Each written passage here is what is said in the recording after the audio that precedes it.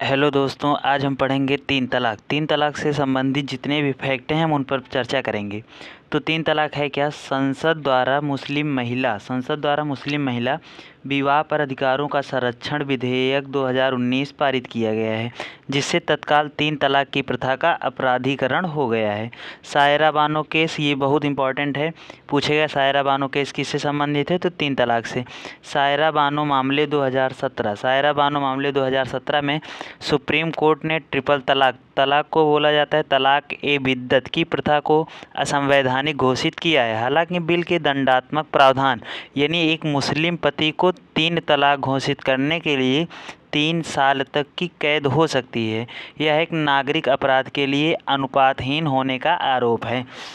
तलाक ए बिद्दत अब क्या होता है? यदि इस्लाम धर्म से संबंधित कोई व्यक्ति अपनी पत्नी को मौखिक या लिखित रूप से 3 बार तलाक का उच्चारण करता है तो तलाक और अपरिवर्तनीय माना जाता है। विवाह को समेटने का एकमात्र तरीका निकाह हलाला है, जिसके लिए महिला को पुनर्विवाह करने, दूसरी शादी करने, तलाक लेने और अपने पति के पास लौटने की आवश्यकता होती है। ये हमारा पहला था। अब हम देखेंगे तीन तलाक की जो विशेषताएं हैं। तीन तलाक के जो विधेयक की विशेषताएं हैं, यह पूरे भारत में लागू किया गया है, लेकिन जम्मू और कश्मीर राज्य तक विस्तारित नहीं किया गया है।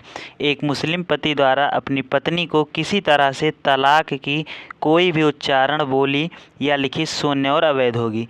कोई भी मुस्लिम पति जो मौखिक रूप से या लिखित रूप से तलाक का संचार करता है तो उसे 3 साल तक की सज़ा जेल हो सकती है और सज़ा को बढ़ाया भी जा सकता है। यदि कोई मुस्लिम पुरुष तलाक का उच्चारण करता है तो महिला और उस बच्चे के निर्वाह के लिए भत्ता पाने का हकदार है। एक मुस्लिम महिला अपने नाबालिग बच्चों को कस्टडी की हकदार है, भले ही उसके पति ने उसे तलाक कहा हो।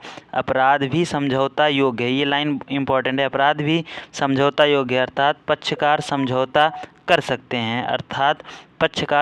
कर सकते हैं यदि मुस्लिम महिला को उसी के लिए जोर देती है और मजिस्ट्रेट कुछ नियमों और शर्तों की अनुमति देता है जो वह निर्धारित कर सकता है।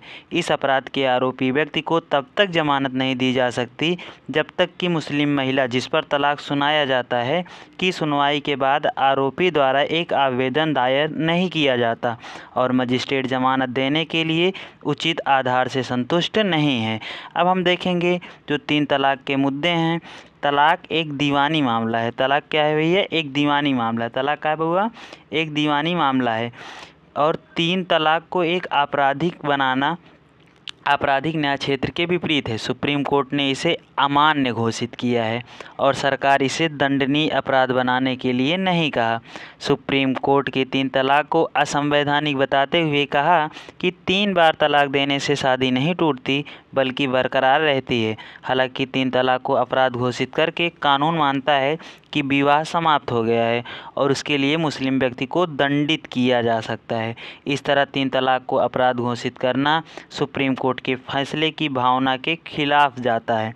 इसके अलावा यदि पति जेल में है तो वह पत्नी और बच्चे का भरण पोषण भत्ता कैसे दे सकता है? साथ ही भारतीय दंड संहिता आईपीसी की धारा 498 के दहेज उत्पीड़न के दुरुपयोग के समान, जिसके कारण प्रभावित पुरुषों का उत्पीड़न हुआ। तीन तलाक में दंडात्मक प्रावधान इस तरह के उत्पीड़न के अधीन हो सकते हैं। ठीक, अब हम पढ़ेंगे आगे जो हमारा सरकार ने तीन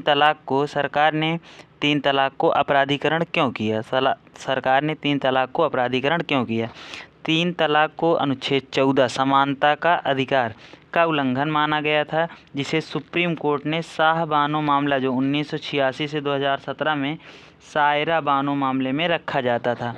सरकार ने माना कि सुप्रीम कोर्ट द्वारा सुनाए गए 2 साल के फैसले के बाद भी तीन तलाक की 473 मामले सामने आए हैं। सामाजिक बुराइयों को मिटाने के लिए कानून को एक निवारक के रूप में रखा गया है। उदाहरण के लिए अस्पृश्यता को संविधान द्वारा समाप्त कर दिया गया था, लेकिन अस्पृश्यता को निरंतर प्रथा ने संसद को 1955 में अस्पृश्यता अपराध अधिनियम को अधिनियमित करने के लिए मजबूर किया और बाद में 1976 में इसका नाम बदलकर नागरिक अधिकार संरक्षण अधिनियम कर दिया गया।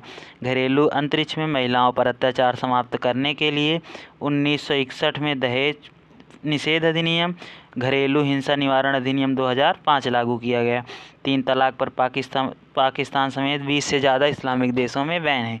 3 तलाक को एक समान नागरिक संहिता या यूनिफॉर्म सिविल कोड, इसको क्या बोलते हैं, यूनिफॉर्म सिविल कोड, DPSP के अनुच्छेद 44 की स्थापना की दिशा में एक कदम के रूप में असंवैधानिक करार देना, लेकिन इसे अपराध बनाना मौलिक अधिकार लोकाचार यानी अनुच्छेद 25 और 26 धर्म की स्वतंत्रता के खिलाफ है।